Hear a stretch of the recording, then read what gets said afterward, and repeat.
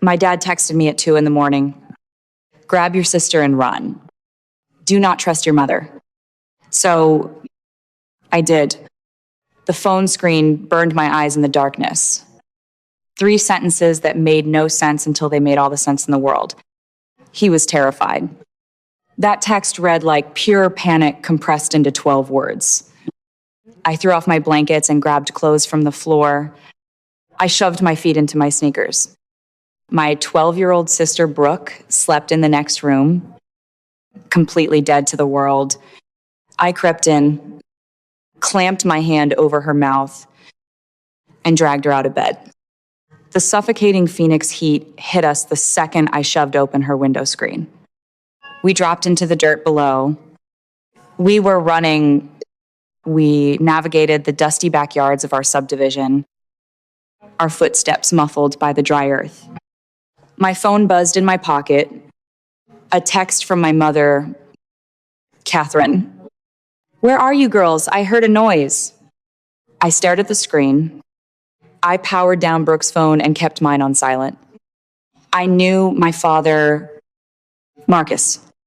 He was a terrified, beaten down corporate accountant who apologized when someone else bumped into him. He would never send a message like that unless he was in literal mortal danger. I grabbed Brooke's hand tighter and pulled her toward the 24-hour diner where I worked the graveyard shift. We stayed off the main roads, avoiding the blinding glare of passing headlights. The shadows of the Arizona desert offered our only protection. Hiding in the pitch-black alley behind the diner, the reality of the situation locked into place. Running from my own mother should have felt like tearing my heart out. But it only felt like survival. Catherine played the polished, wealthy real estate broker for the neighborhood. She attended every parent-teacher association meeting wearing designer clothes. She hosted neighborhood barbecues with a smile that could freeze water. But behind our front door, she treated her family like disposable assets. She forced me to act as her unpaid assistant, organizing her fraudulent real estate paperwork late into the night while my classmates studied for exams. I worked endless diner shifts just to buy Brooke groceries because Catherine refused to spend her money on anything but maintaining her perfect public image. She did not raise daughters. She groomed hostages, but her cruelty backfired. She thought she was breaking me down. She was actually teaching me how to endure, how to observe, and how to survive the darkest parts of human nature. My phone screen lit up the alleyway. A missed call from my father, followed instantly by an incoming call from Catherine. I answered, keeping my voice dead flat. Catherine's tone dripped with performed concern. She told me my father was having a psychotic break, that he was delusional and dangerous. Come home right now. She demanded. I asked to speak to him. I demanded proof he was safe. Catherine's mask slipped. Her voice twisted into a venomous, entitled snarl, blaming me for destroying the family, for being an ungrateful burden. The low rumble of an engine interrupted her rant. A blacked-out silver sport utility vehicle prowled down the desolate street at the end of the alley. Catherine, I shoved Brooke toward the main road just as a yellow cab idled at the red light. We threw open the doors and dove into the back seat. Drive. I barked at the driver, tossing a $50 bill over the seat. The cab surged forward, but headlights flooded our rear window. Catherine violently rammed our bumper. The impact slammed Brooke against my shoulder. The cab swerved wildly across the empty highway. During the terrifying screech of metal on metal, I looked down at my phone. A tiny arrow icon flashed in the corner of the screen. The parental control tracking application. Catherine was not guessing our location. She was following the digital leash she had wrapped around my neck years ago. And suddenly, her twisted motivation made sense. She was not trying to rescue us. My father must have finally snapped and gone to the authorities. The cartel wanted us dead to silence him. But Catherine wanted to capture us alive. She wanted to use her own children as leverage to force my father to retract his testimony. She was trying to save her $15 million laundering empire by offering us up as collateral. The cab driver panicked, screaming that he was pulling over. I unzipped my backpack and dumped my entire week of diner tips, hundreds of dollars in crumpled bills onto the front passenger seat. Just get us to the abandoned Sunoco station on Route 9. I ordered him, then you can run. His eyes locked on the cash. He floored the accelerator. I pulled out a cheap burner phone I kept in my bag for emergencies and dialed the federal number my dad had texted me moments before his phone went dark. Agent Danielle Foster answered.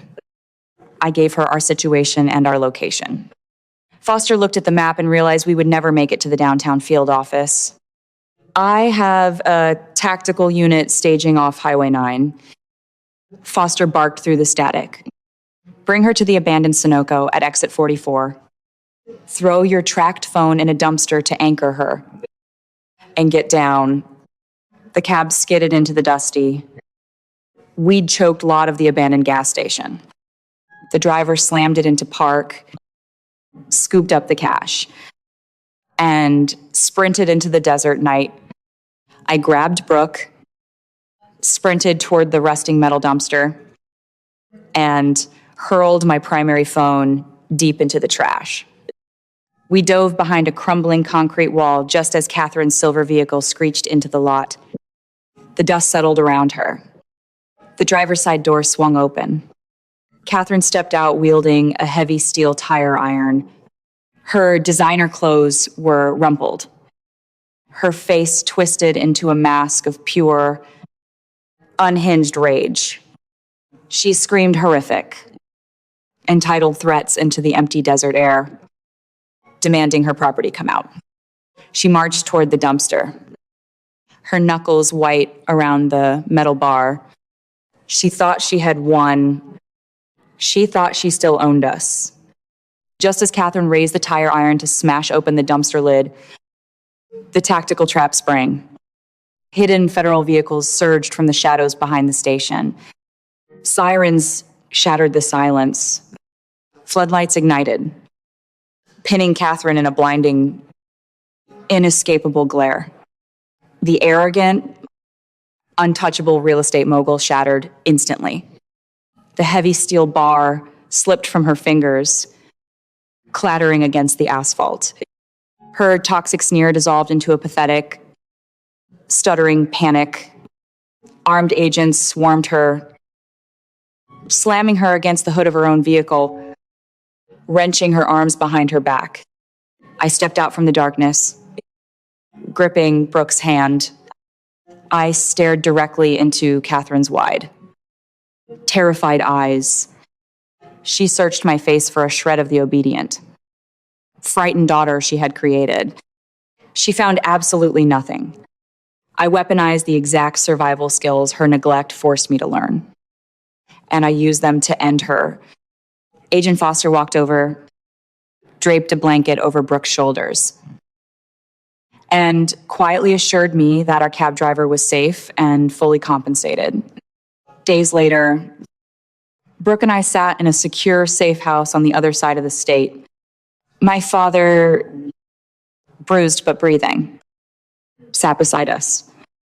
Catherine was sitting in a federal holding cell. It seemed the nightmare was over. But a narcissist never truly surrenders. Believing she was the smartest person in the room, Catherine used her recorded jailhouse phone to call her cartel-funded defense attorney. She arrogantly assumed attorney-client privilege made her untouchable. She barked a specific order into the receiver. Demolish the 2 remaining properties on Hughes Street immediately. Agent Foster played the recording for me across a metal table. Catherine was ordering a cartel hit on her own daughters. But Catherine forgot one crucial detail. She had forced me to file her fraudulent paperwork for years. I remembered every code, every fake property, and every hidden ledger I leaned forward and translated the phrase perfectly for the federal agents. I also gave them the exact location of her physical master ledger, hidden behind a combination lock set to the dates of her multiple affairs. My translation provided the probable cause needed to invoke the crime-fraud exception. The authorities bypassed her legal privilege, intercepted the hitmen, and legally buried my mother. Catherine was charged with conspiracy to commit murder, racketeering, and massive financial fraud. The judge showed zero mercy. Catherine was sentenced to 25 years in federal prison. The court ordered restitution of over $15 million, seizing every bank account, every property, and every designer asset she ever valued over her own children. The neighborhood that once worshipped her turned on her instantly. Her country club friends wiped her existence from their social media. She became a cautionary tale overnight. Months passed. The desert dust finally settled. We relocated to a quiet town in the Midwest, a place with green trees and rain, completely, entirely disconnected from the suffocating heat of Phoenix. One afternoon, a thick manila envelope arrived in our new mailbox. The return address belonged to a federal penitentiary. It was a letter from Catherine. I stood on the porch, the paper heavy in my hands. The old me would have opened it. The old me would have searched those pages for an apology, for some validation that I mattered to her. I knew exactly what the letter contained. Manipulative guilt trips, claims that she did it all for the family, demands for loyalty. I walked straight to the recycling bin and dropped the unopened envelope inside. The sound of it hitting the bottom was the sound of absolute freedom. We built a new life. I enrolled in college. Brooke joined a local soccer team and finally started sleeping through the night. My father started an honest, quiet bookkeeping job, slowly learning how to stand up straight again. We found a community of friends who treated us with genuine respect. People who proved that safety does not have to come with a brutal emotional tax. We discovered our chosen family. Surviving a toxic parent forces you to look at the world through a completely different lens. When you grow up in a house where love is weaponized, you have to completely reprogram your understanding of human connection. I spent years analyzing the psychology of the woman who raised me. I had to understand why she did it. Not to forgive her, but to ensure I never became her. To a narcissist, children are not human beings. We are extensions of their own ego. We are mirrors meant to reflect their greatness. And the moment we crack, the moment we show our own humanity, we become a threat to their survival. If you are currently trapped in a house that feels like a war zone, if you are trading your sanity to keep the peace with a family member who constantly hurts you, you need to learn the 3 rules that kept me alive. Rule number 1, blood is a biological fact, not a moral obligation. You do not owe your life, your mental health, or your physical safety to someone simply because they provided half of your genetic code. A title like mother or father is earned through protection and sacrifice, not demanded through fear. Rule number 2, a narcissist's greatest weapon is your hope. Catherine thrived for years because we kept hoping she would change. We kept waiting for the mother we deserved to finally show up. Setting a permanent boundary requires grieving the parent you never had. You have to kill the hope that they will magically heal and accept the dangerous reality of exactly who they are. Rule number 3, the trauma they inflict becomes the armor you wear. The very cruelty Catherine used to keep me down, the forced labor, the financial starvation, the constant hypervigilance, became the exact skill set I used to dismantle her empire. They think they are breaking you. They do not realize they are forging a weapon that will eventually cut them down. We are taught from a very young age to fear strangers in the dark alleys. We are told to lock our doors to keep the monsters outside. But what do you do when the monster has the keys to your front door? What do you do when the villain is the one tucking you in at night? If you are holding on to toxic family out of guilt, obligation, or fear, ask yourself one question. What is it actually costing you to stay? Your peace, your future, your life, walk away. Build your own table.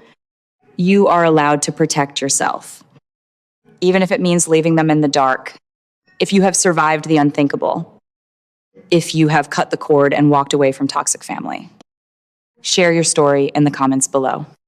Subscribe to the channel to keep this community growing. You are not alone, and your survival is the ultimate revenge. I know exactly what you are screaming at the screen right now.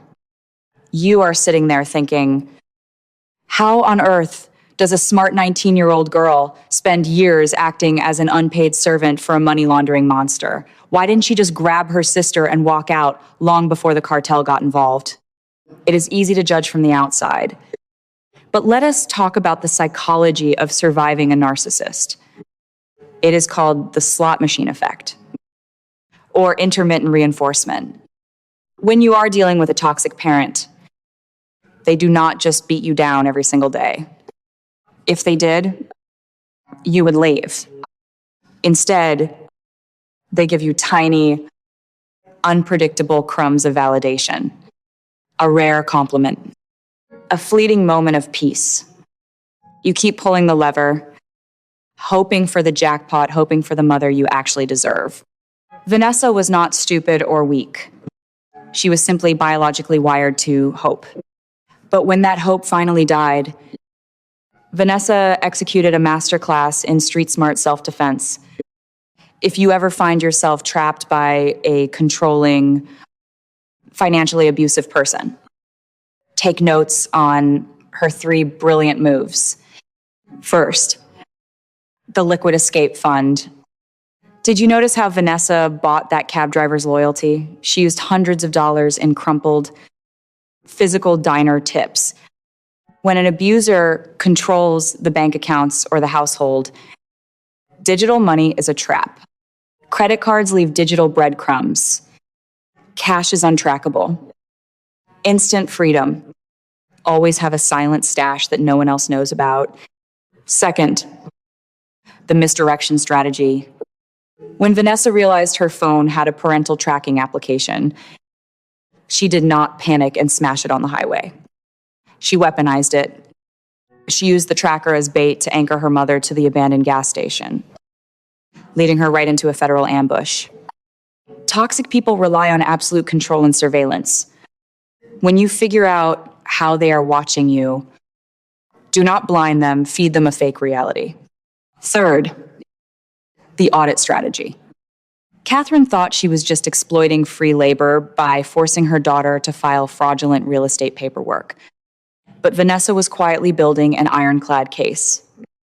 She memorized the fake property codes. She memorized the vault combination based on the dates of her mother's affairs. Financial predators think they are untouchable because their paperwork is complicated. They rely on you being too overwhelmed to look closely. By turning her forced labor into a silent audit, Vanessa secured the exact receipts needed to trigger the crime fraud exception, legally bypassing attorney-client privilege and putting her mother away for 25 years. 2 years later, the sound of sirens no longer makes Brooke duck under tables. That may sound like a small thing to someone who has never lived inside a house ruled by fear, but to me, it feels like a miracle. She is 14 now, taller than my shoulder, with cleats by the front door and grass stains on every pair of jeans she owns. She laughs loudly. She slams cabinets when she is hungry. She complains about homework. She falls asleep with her lamp on and her soccer medals hanging above her bed. In other words, she is finally allowed to be a child. For a long time, I thought survival meant staying alert forever. I thought the price of escaping Catherine would be spending the rest of my life listening for engines in the dark, checking mirrors, memorizing exits, and sleeping with one eye open. But healing does not arrive all at once. It arrives quietly, in ordinary moments you never thought you would get to have. It arrives when your little sister asks if a friend can sleep over, and you do not have to calculate whether the house is safe enough. It arrives when your father laughs at a terrible joke and does not immediately apologize for taking up space.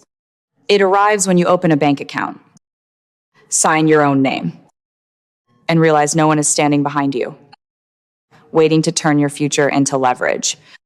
My father changed too. Not overnight. Trauma does not disappear just because the villain is locked away. For months, he still flinched whenever the phone rang. He still asked permission before buying groceries. He still treated every peaceful day like a fragile glass object he might accidentally break. But little by little, he learned how to be more than Catherine's frightened witness. He started therapy. He joined a local volunteer tax program. He helped elderly people file returns at the community center every Saturday morning. And for the first time in years, his gift with numbers helped people instead of hiding crimes. Sometimes I would catch him sitting at the kitchen table after dinner, staring at Brooke while she talked about school, his eyes full of grief. I knew it haunted him. All the years he had stayed quiet, all the moments he had wanted to protect us but did not know how. One evening, he finally said it. I should have gotten you out sooner. I looked at him across the table. The old me might have comforted him immediately, might have rushed to reduce his pain because I had been trained to manage everyone else's emotions before my own. But the new me told the truth. Yes, I said, you should have. He nodded. Tears ran down his face. He did not defend himself. He did not explain. He did not turn his guilt into my responsibility. He simply accepted it. That was the closest thing to healing our family had ever experienced. Catherine wrote from prison every few months. The envelopes always arrived clean and formal. Her handwriting still elegant, still controlled. I never opened them. At first, I kept them in a shoebox in the back of my closet, as if evidence of her existence still needed to be archived. Then, one winter morning, I carried the box to the backyard fire pit and burned every unopened letter. The smoke curled into the gray sky. I expected to feel anger. I expected to feel sadness. Instead, I felt the strangest, lightest emptiness.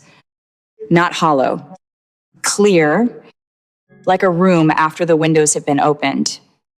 People think closure comes from the person who hurt you finally admitting what they did. That is a dangerous lie. Some people will take the truth to the grave before they give you the relief of hearing it. Catherine would never say she chose money over her daughters. She would never say she used our fear as a business tool. She would never say she was willing to trade our lives to preserve her empire. So I stopped waiting. I made my own closure. I enrolled in college under my legal name, not the family nickname Catherine used when she wanted obedience. I studied forensic accounting because somewhere along the way I realized the paperwork that once trapped me could also become the language of justice.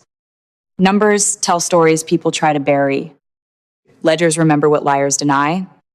Signature transfers, timestamps, shell companies, property codes, they all whisper the truth if you learn how to listen. On the first day of class, I sat in the back row with a cheap notebook and shaking hands. I was older than some of the students and younger than others, but I felt ancient. I had already learned lessons no textbook could teach. I knew how predators hide behind respectable clothes. I knew how charming people can turn children into collateral. I knew that danger does not always look like a stranger in an alley. Sometimes danger makes breakfast, attends parent-teacher meetings, and smiles in family photos. But I also knew something Catherine never understood. Control is not the same as power. For years, she controlled us. She controlled the money, the house, the story, the fear.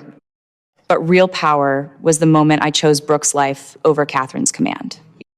Real power was throwing that tracked phone into a dumpster and letting my mother chase the leash instead of the dog. Real power was using every terrible skill she forced into me: hypervigilance, memory, emotional silence, pattern recognition, and turning it into a weapon she never saw coming. She trained me to survive her. Then she was shocked when I did. If you are still inside a house where love feels like a threat, I need you to understand something. The fact that you are scared does not mean you are weak. Fear is information. Your body's telling you the truth long before your mind is ready to accept it.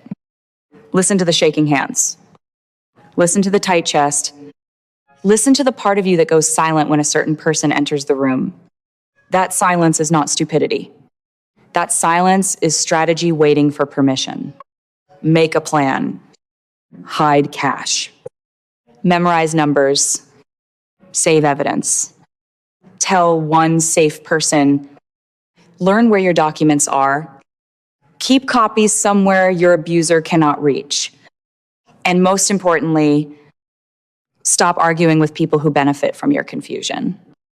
A manipulator does not need you to agree forever. They only need you to doubt yourself long enough to stay. Do not give them that time. Brooke once asked me if I hated our mother. We were driving home from soccer practice, the sky pink over the wet road, her knees muddy and her hair falling out of its ponytail. I thought carefully before answering. No. I told her, hate still feels connected. I do not hate her. I am free from her. Brooke stared out the window for a long time. Then she whispered, I think I want to be free too. I reached over and squeezed her hand. You already are. And that is the ending Catherine never planned for us. Not revenge in the way people imagine it. Not screaming in a courtroom. Not dramatic speeches or one final confrontation. The real revenge is quieter than that. It is Brooke making friends without fear. It is my father sleeping through the night. It is me studying numbers under a desk lamp, building a future from the ashes of the life she tried to steal. The real revenge is becoming unreachable. So if your monster still has the keys to your front door, remember these keys can be changed. Names can be removed from accounts. Phones can be replaced. Evidence can be copied. Escape can begin as one hidden envelope, one trusted contact, one silent decision made in the dark. You are not property. You are not leverage. You are not responsible for protecting the reputation of someone who is destroying you. Run if you must. Crawl if you have to. But keep moving toward the life where your breathing belongs to you. Because one day, the door will close behind you. The phone will stop ringing. The road will open. And for the first time, the silence will not sound like fear. It will sound like freedom. The ultimate lesson here is about adaptation and self-worth. The very trauma and hypervigilance an abuser forces upon you can become the exact armor and weaponry you use to dismantle their empire. Never underestimate a person who has finally decided they deserve peace. Have you ever had to use a toxic person's own rules against them to escape? I want to read about it. Drop your survival story in the comments below. And make sure you subscribe for more real-world strategies on protecting your peace, your family, and your assets